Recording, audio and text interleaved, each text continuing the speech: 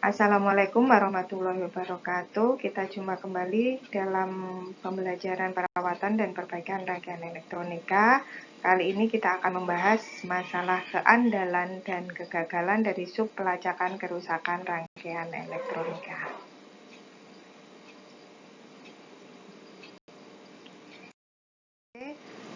Mengenai proses pelacakan kerusakan. Banyak teknik yang bisa digunakan dalam pelacakan kerusakan rangkaian elektronika. Proses pelacakan kerusakan secara umum dapat dilakukan melalui pengamatan fisik, kemudian mengenali gejala kerusakan, lalu melakukan pengujian komponen-komponen di dalam rangkaian, ataupun melakukan pemeriksaan input-output dari tiap blok. Proses pelacakan kerusakan dapat kita lakukan secara sistematis dengan melakukan analisis, misalnya dengan pengamatan atau uji coba. Selanjutnya kita membuat diagram alir yang berupa langkah-langkah, urutan langkah-langkah sebagai petunjuk untuk menentukan gejala kerusakan yang terjadi. Baru selanjutnya kita melakukan pelacakan kerusakan. Contoh, sebuah loudspeaker amplifier tidak mengeluarkan suara sama sekali. Perlu kita analisis gejala kerusakannya, loudspeaker tidak bunyi, tidak mengeluarkan suara. Kemudian kita buat diagram alir yang berupa urutan langkah-langkah. Yang pertama misalnya kita cek power. Power sudah nyala, sudah ada arus listrik yang masuk ke ampli. Kemudian cek input. Sudah ada input, kabel terpasang dengan baik, dengan benar. Kemudian amati amplifier. Amplifiernya masih bagus, masih bekerja, minimal dari pemakaian kemarin masih bagus, masih bisa bekerja, tidak ada bau gosong, tidak ada tanda-tanda kerusakan. Lalu berikutnya kita cek bagian output. Bagian output sudah tersambung ke speaker dengan baik dan benar, sudah benar semua. Nah, baru kita lakukan pelacakan kerusakan. Kalau ternyata semuanya sudah benar, kita lakukan pelacakan kerusakan, bila perlu mungkin pembongkaran. Kita lihat apa yang terjadi dalam rangkaian amplifier tersebut. Karena kadangkala hanya hal sepele, hanya gara-gara headset atau headphone itu tertancap di pun sebuah amplifier ya, speakernya jelas tidak bunyi karena bunyinya tersambungnya ke headphone atau headset yang kalian gunakan. Itu contoh diagram alir loudspeaker pada amplifier yang tidak bunyi. Selanjutnya misalnya untuk lampu di rumah padam. Kita akan lakukan analisis. Kita bikin diagram alir. Yang pertama cek power, adakah setrum dari PLN. Kemudian cek saklarnya, saklar masih berfungsi bagus, ada arusnya di situ.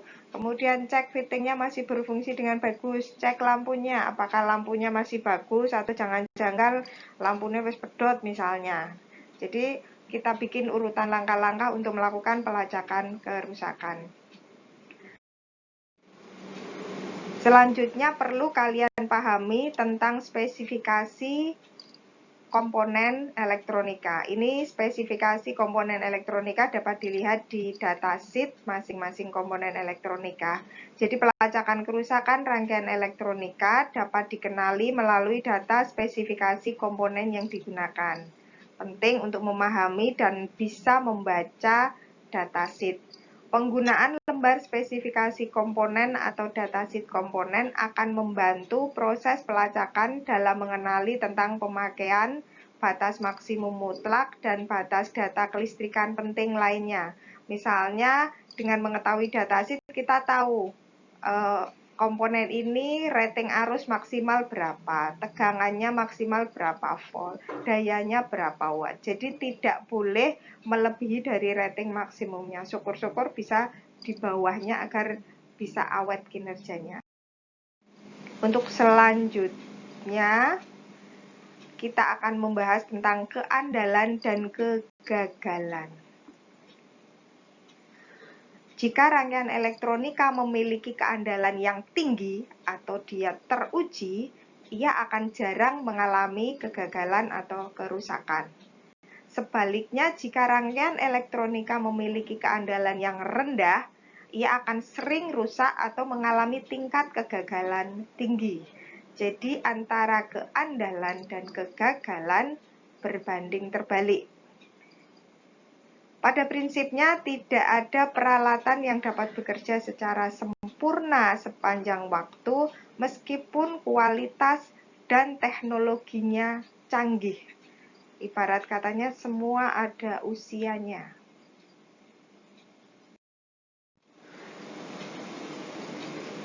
Selanjutnya kita akan pelajari tahapan kegagalan rangkaian elektronika. Kita review sebentar mengenai gambar pola kerusakan alat pada umumnya yang kemarin sudah kita pelajari.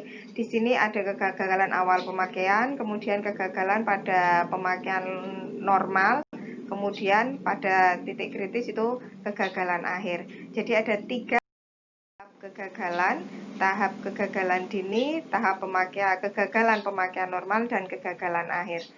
Kegagalan dini atau infant mortality adalah kegagalan peralatan sesaat setelah alat tersebut dibuat dan dikirimkan ke pelanggan. Kegagalan dini ini cukup tinggi ya. Bisa dikarenakan cacat produk ataupun mungkin kegagalan dan kesalahan pemakaian pada user. Kemudian yang kedua ada tahap kegagalan normal, yaitu kegagalan karena faktor usia kerja peralatan elektronika. Jadi sudah seharusnya pada usia sekian itu sudah mulai mengalami penurunan ya. Karena semua itu kan ada usianya ya. Tahap terakhir ada kegagalan tahap akhir. Pada periode di mana peralatan mengalami laju kegagalan paling tinggi, hingga akhirnya bisa divonis sebagai rusak. Penyebabnya jelas, yang pertama karena faktor usia kerja alat sudah berakhir. Jadi itu tadi semua ada umurnya ya, termasuk alat. Cepat tidaknya suatu peralatan memasuki tahap akhir kegagalan tergantung pada cara penggunaan peralatan dan pemeliharaan peralatan selama digunakan. Selanjutnya ada lagi istilah kegagalan parsial. Apa itu kegagalan parsial? Perubahan karakteristik atau parameter di luar batas spesifikasi, namun tidak sampai mengurangi fungsi alat secara menyeluruh. Jenis kegagalan ini disebabkan oleh satu faktor, misalnya pada rangkaian elektronika terdapat rangkaian pembangkit frekuensi yang masih berfungsi menghasilkan sinyal, namun nilai frekuensi yang dihasilkan tidak sesuai dengan posisi batas ukurnya. Jadi misalnya suatu decoder televisi atau katakanlah radio, dia sudah tidak bisa menangkap gelombang dalam range frekuensi secara utuh dari awal. Jadi mungkin sudah mengalami penurunan kinerja, katakanlah kegagalan parsial itu penurunan kinerja, namun tidak mengurangi fungsi alat secara utuh. Masih berfungsi secara normal, masih berfungsi dengan baik. Seperti halnya misalnya pada televisi plasma dulu sering ada keluhan mengenai burn in ya. Jadi warna mulai memudar misalnya. Masih berfungsi dengan normal, masih bisa kita lihat, masih keluar suara, masih bisa menangkap sinyal dengan bagus, tapi mungkin ada penurunan kualitas. Ini yang disebut sebagai kegagalan parsial. Seberapa cepat kegagalan? Kita akan main hitung-hitungan seberapa cepat dari kegagalan. Sebelumnya kita akan menghitung seberapa cepat kegagalan komponen atau kecepatan kegagalan komponen. Istilahnya failure rate atau FR. Setiap komponen memiliki tingkat kecepatan kegagalan atau failure rate yang berbeda. Selain FR, failure rate, ada istilah mean time to fail atau MTTF. Mean time to fail atau MTTF adalah lamanya pemakaian komponen sampai dicapai kegagalan. MTTF digunakan untuk menghitung usia pakai komponen elektronika yang tidak dapat direparasi. Jadi harus diganti. Rusak ganti, karena tidak dapat direparasi. MTTF ini yang menentukan usia pakai suatu komponen. MTTF atau mean time to fail dari sebuah komponen itu dapat dihitung dengan rumus MTTF sama dengan 1/FR, failure rate dari komponen. Jadi MTTF sama dengan 1 per kecepatan kegagalan dari masing-masing komponen. Di sini terlihat ada tabel kecepatan kegagalan atau FR dari komponen resistor. Itu dari tabel adalah kali 10 pangkat min 6 per jam. Jadi kecil sekali ya. Yang angka di tabel itu kali 10 pangkat min 6 per jam. Selanjutnya ada tabel lagi FR dari kapasitor, induktor, dan komponen semikonduktor.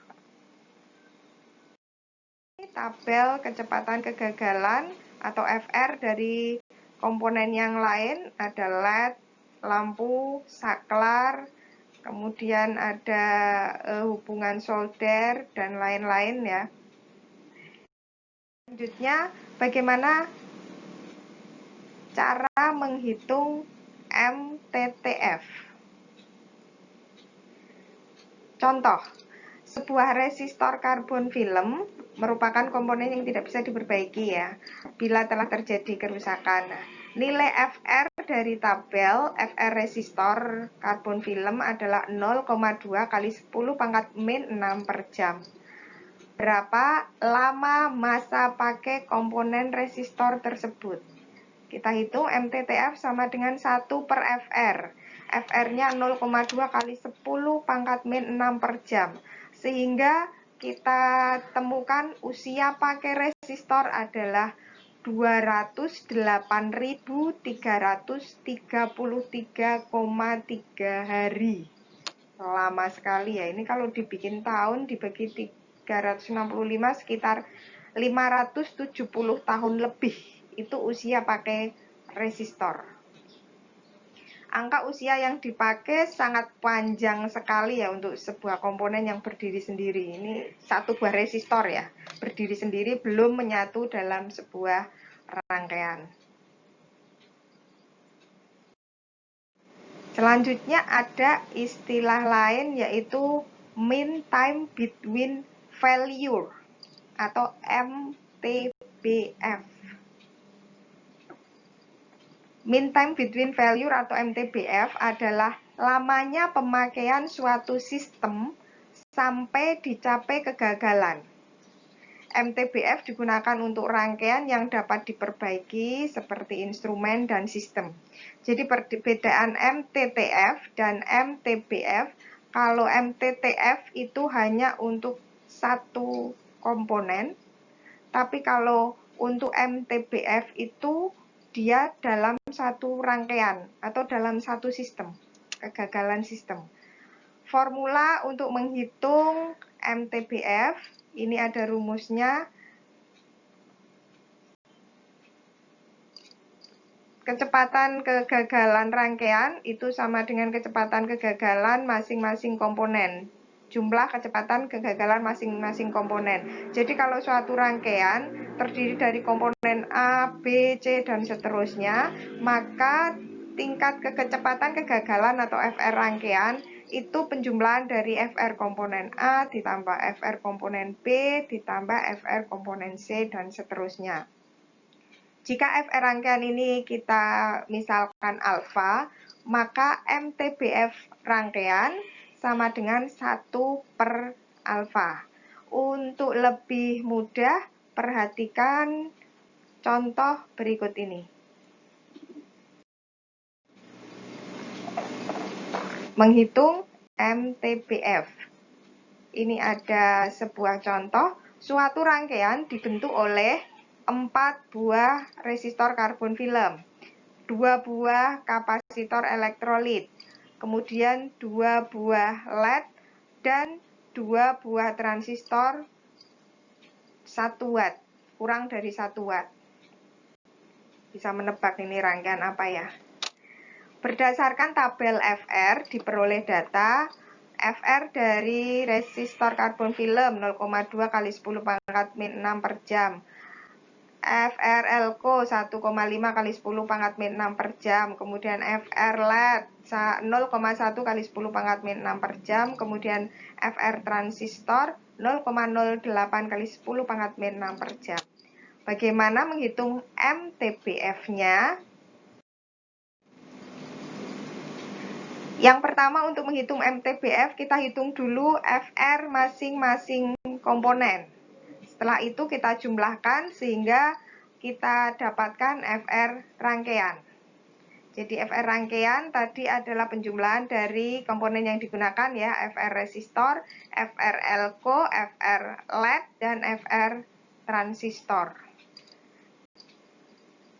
Ada 4 resistor kita gunakan, tadi ada 2 elko, ada 2 LED, dan ada 1 transistor.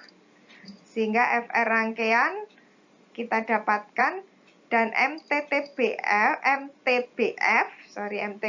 bisa kita hitung dari rumus yang 1 per alfa atau 1 per FR rangkaian.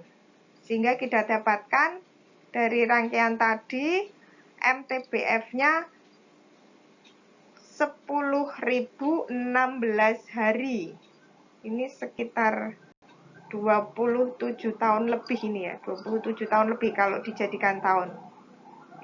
Jadi terlihat angka MTBF yang diperoleh lebih kecil dibandingkan jika komponen sendiri-sendiri ya, usia pakai komponen. Jadi setelah digunakan usia pakai komponen menyatu dengan komponen yang lain, itu membentuk usia pakai rangkaian jauh lebih kecil dibandingkan jika komponen berdiri sendiri ya. Angka MTBF yang diperoleh memberikan interpretasi bahwa komponen dalam rangkaian memiliki tingkat kegagalan atau kerusakan jauh lebih kecil dibandingkan kegagalan sebuah komponen jika berdiri sendiri. Jadi kalau resistor tadi 500 berapa tahun ya tadi, begitu dirangkai bersama yang lain dia akan membentuk suatu sistem, suatu rangkaian yang tentunya ya karena sudah dirangkai ya MTBF-nya lebih kecil.